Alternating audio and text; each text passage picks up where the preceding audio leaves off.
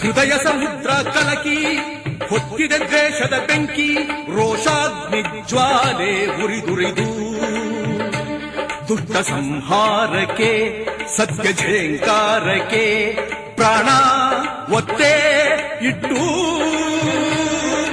ಹೋರಾಡುವೆ. ದಿಟ್ಟ ಹೆಜ್ಜೆ ಇಟ್ಟು ಯಜ್ಞ ದೀಕ್ಷೆ ಕೊಟ್ಟು ನಡೆಸುವೆ ಅಶ್ವಮೇಧ.